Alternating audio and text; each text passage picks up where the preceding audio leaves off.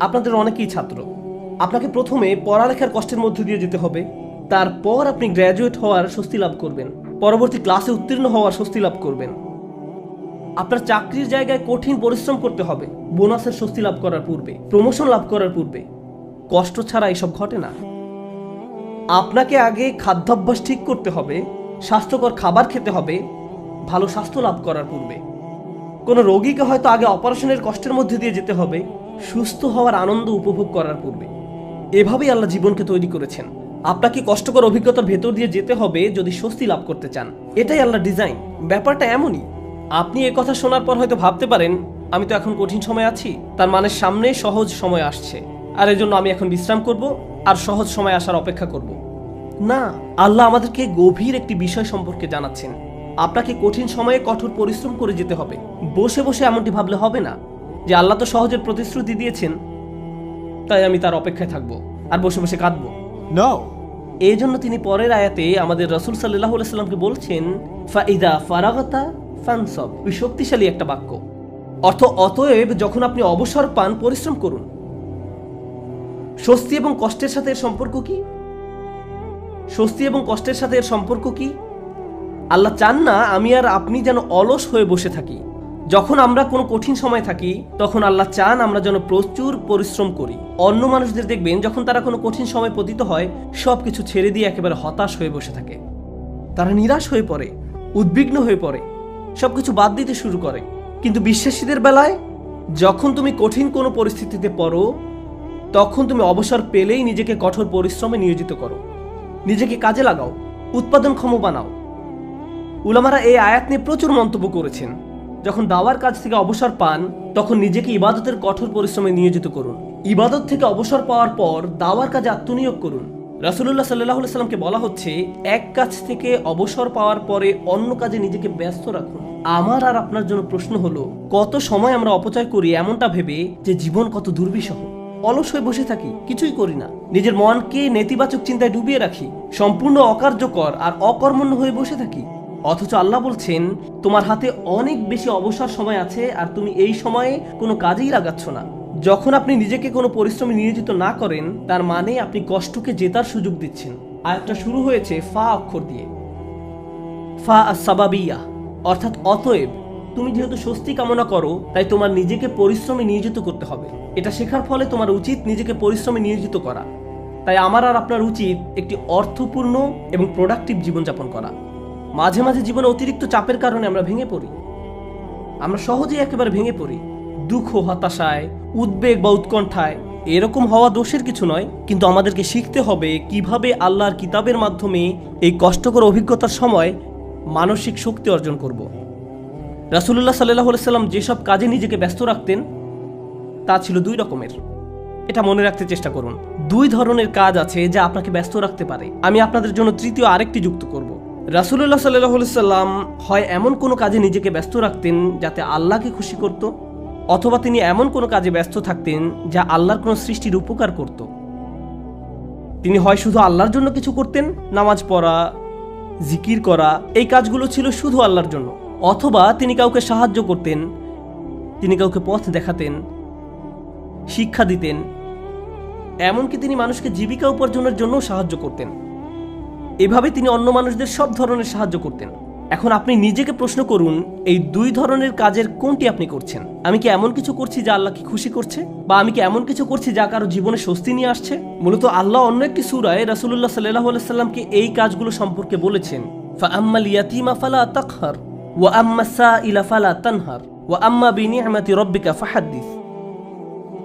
সুতরাং আপনি এতিমদের প্রতি কঠোর হবেন না, আর ভিক্ষুককে আপনি ধমক দিবেন না। কিন্তু আপনি যখন অতিরিক্ত চিন্তা করতে থাকবেন নিজের সমস্যাগুলো কতটা খারাপ, জীবনটা কেমন দুর্বিষহ, কিভাবে সবকিছু তার গতিপথ হারিয়ে ফেলছে, কোনো কিছুই কোনোদিন ঠিক হবে না, তাহলে নিজের মাঝে আপনি অতিরিক্ত ডুবে আছেন। আপনি নিজেকে নিয়েই পড়ে আছেন। এভাবে নিজেকে নিয়ে পড়ে থাকলে আল্লাহর সাহায্য আসে না। এভাবে আল্লাহর সাহায্য আসে না। আল্লাহ বলেন, ওয়া ইলা রাব্বিকা ফারগাব, এবং আপনার পালনকর্তার প্রতি মনোনিবেশ করুন।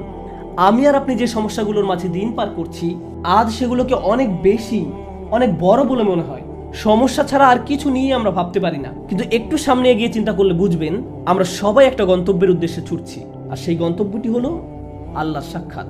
ওয়া আন্না ইলা রাব্বিকাল মুনতাহা। যদি এই ব্যাপারটা ভুলে যান যে আপনি একটি রেলগাড়ির ভিতরে আছেন, বুঝতে পারেন বা না পারেন আপনি আল্লাহর দিকে ছুটে চলছেন, আপনি কিন্তু নিশ্চলভাবে দাঁড়ানো অবস্থায় নেই। আপনার সমস্যাটি জীবন থামিয়ে দেয়নি, জীবন এখনো এগিয়ে চলছে।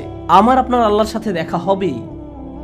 আপনি যখন বুঝবেন আমি যাই করি না কেন এই ভ্রমণ থামানোর কোনো উপায় নেই, তখন আপনার পক্ষে নিজের গন্তব্যের প্রতি মনোনিবেশ করা অনেক সহজ হবে। এই মুহূর্তে আমি যে এলাকা অতিক্রম করছি, যে সমস্যাপূর্ণ এলাকা অতিক্রম করছি, একসময় এটা পার হয়ে যাবে, কারণ এটা আমার গন্তব্য নয়। আমার গন্তব্য হলো আল্লাহ আজ্জা ওয়া জাল্লা। এভাবে নিজের মাথায় একটা চিত্র তৈরি করুন। মনে করুন একটি পথ দিয়ে কোথাও যাচ্ছেন, আর পথিমধ্যে কোনো জায়গায় প্রচন্ড দুর্গন্ধ নাকে এসে লাগলো। যদি চলতে থাকেন গন্ধটা একসময় চলে যাবে, এটা সব সময় আপনার সাথে থাকবে না। চলতে থাকলে একসময় ভালো একটা জায়গায় এসে উপনীত হবেন। আপনাকে হয়তো ভয়ঙ্কর কোনো অঞ্চলও অতিক্রম করতে হতে পারে, আপনি চলতে থাকলে ওই অঞ্চলও পার হয়ে যাবেন। জীবনটা এমনই, আমাদেরকেও এভাবে জীবনের সমস্যাগুলো অতিক্রম করে যেতে হবে।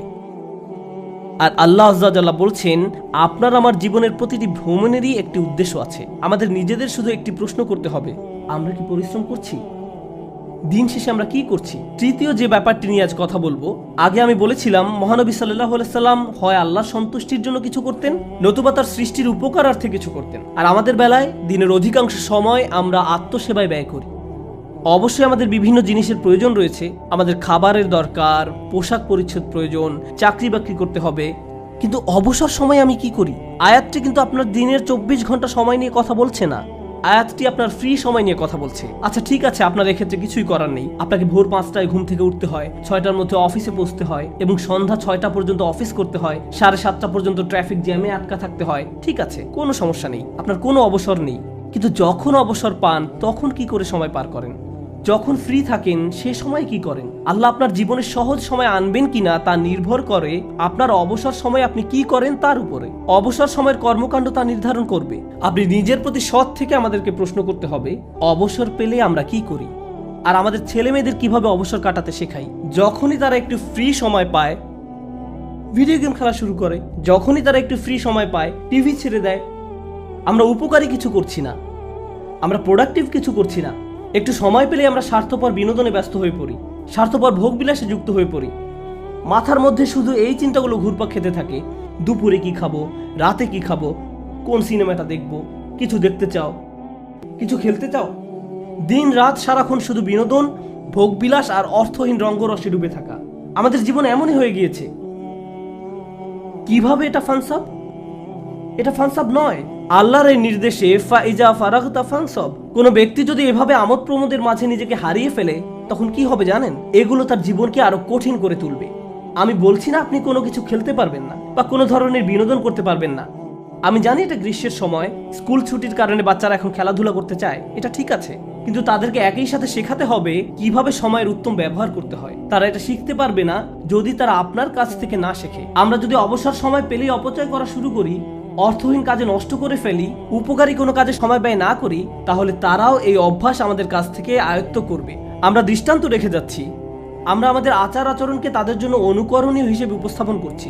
আমরা এই আয়াত অনুযায়ী জীবনযাপন করলে তারা প্রশ্ন করবে, কেন তুমি সারাক্ষণ ব্যস্ত থাকো? কেন আমরা সব সময় কাউকে না কাউকে সাহায্য করি? আমরা এতবার মসজিদে কেন যাই? আমরা সারাক্ষণ এটা ওটা শিখছি কেন? আমাদের অবসর কোথায়? ফাইদা ফারাগতা ফানসাব, অর্থাৎ অতএব যখন অবসর পান পরিশ্রম করুন। فإن مع العسر يسرا إن مع العسر يسرا فإذا فرغت فانصب وإلى ربك فارغب। নিশ্চয়ই কষ্টের সাথে স্বস্তি রয়েছে। এই নির্দেশগুলো আল্লাহ আমাদের মহানবী সাল্লাল্লাহু আলাইহি সাল্লামকে প্রদান করেছিলেন। এই বিষয়গুলোর উপর ফোকাস করতে তাকে নির্দেশ দেওয়া হয়েছিল সাল্লাল্লাহু আলাইহি সাল্লাম। আমরা যদি আমাদের জীবনকে উন্নত করতে চাই, আমাদেরকেও এই শিক্ষাগুলো নিজেদের জীবনে বাস্তবায়ন করতে হবে। আমাদের সবারই জীবনে কোনো না কোনো সমস্যা রয়েছে। একটি সমস্যার সবচেয়ে বড় কঠিন দিক কোনটি? সমস্যার বাহ্যিক দিক মোকাবেলা করা সবচেয়ে কঠিন নয়, সবচেয়ে কষ্টকর ব্যাপারটি ঘটে আমাদের হৃদয়ে। সবচেয়ে দুরূহ ব্যাপার হলো সমস্যার সময় আমার অনুভূতি নিয়ন্ত্রণ করা। এটা আমাকে পুরোপুরি অসার, নিস্তেজ বানিয়ে দেয়। এখন সূরাটির দিকে লক্ষ্য করুন। প্রথমে যে স্বস্তি আল্লাহ আমাদের রাসূল সাল্লাল্লাহু আলাইহি সাল্লামকে প্রদান করেন, আলাম নাশরাহ লাকা সাদরাক, হে নবী আমি কি তোমার বক্ষদেশ প্রসারিত করে দেইনি? আমি তোমাকে প্রশান্তি দান করেছি। এখন মানুষ যখন শুনতে পায় আল্লাহ সুবহানাহু ওয়া তাআলা মহানবী সাল্লাল্লাহু আলাইহি সাল্লামকে মানসিক প্রশান্তি দান করেছেন, একজন মানুষের জন্য সম্ভাব্য সবচেয়ে যাতনাদায়ক সময়েও তিনি মানসিক দিক থেকে প্রশান্তিতে ছিলেন। ফাইদা ফারাগতা ফানসব ওয়া ইলা রাব্বিকা ফারগাব।